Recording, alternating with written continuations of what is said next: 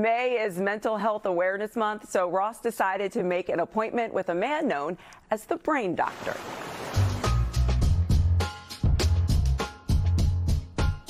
It's Mental Health Awareness Month, and to celebrate, I'm flying down to Costa Mesa to meet with a man they call the Brain Doctor, world-renowned psychiatrist Dr. Daniel Amen, to talk all things brain health.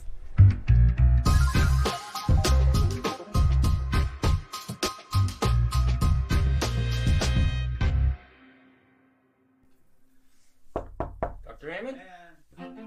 Hey. Oh, great to see you. Thanks so much for having me in.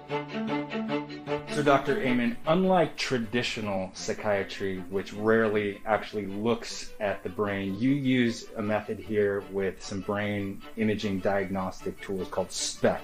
Can you just walk us through that technology and what it does? So SPEC stands for Single Photon Emission Computed Tomography. It's a nuclear medicine study that looks at blood flow and activity. And it basically tells us three things: good activity, too little, or too much. And we do them twice, once at rest, once when you're doing a concentration task.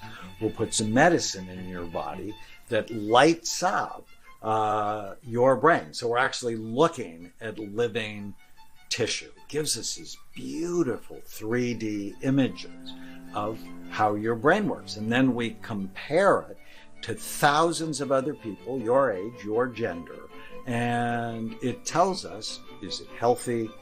Is it underactive? Is it overactive? So this is a recent patient, and her story went national. She was on Good Morning America and Dr. Phil on our Instagram. So she gave us permission to share. So this is Annalyn McCoy. And she came out publicly having something called dissociative identity disorder, or what we used to call multiple personality disorder, from severe childhood abuse. And if you remember, full, even, symmetrical activity, this is not. But it shows these holes. She doesn't have holes in her brain.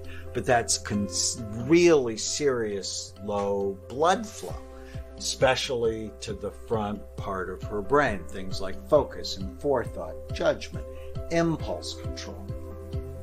Her emotional brain, part of the limbic brain, is really busy, but everything else is really quiet. So her cerebellum, which we really want to see good activity, doesn't have good activity. So even though she's been much better with the therapy that she's done, there's still a lot of work to do, because when you have a better brain, everything else in your life is better too. So with a story like Annalyn's, the interview that you did with her is powerful and it's creating a lot of buzz right now. You also work with many other celebrities. What is the impact for someone with such a large platform and the ability to reach so many people? What is the impact then with them stepping forward courageously to talk about their mental health issues? Well, it's huge because it normalizes it. I was in Justin Bieber's docuseries Seasons, and he came out publicly with his struggles. So if you're in Nebraska and you go, well, I struggle, it's like, well, if somebody like Justin can struggle, it's okay for me to ask for help. So it brings hope and it brings awareness. And I'm not a huge fan of the word mental illness. In fact, I hate it. It shames people, it stigmatizes people, and it's wrong.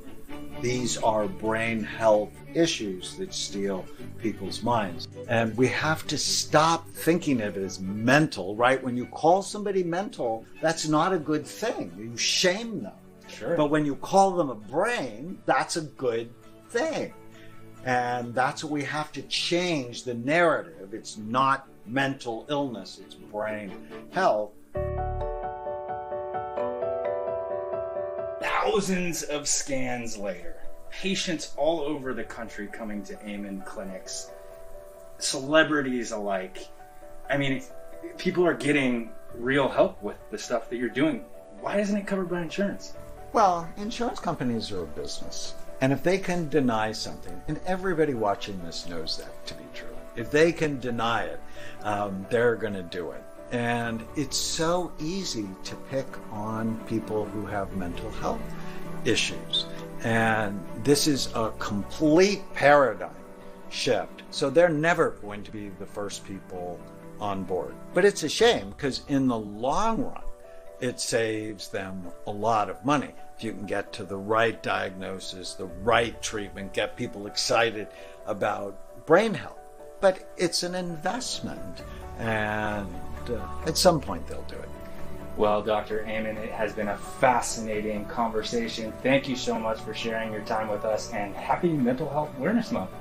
Thanks, Russ.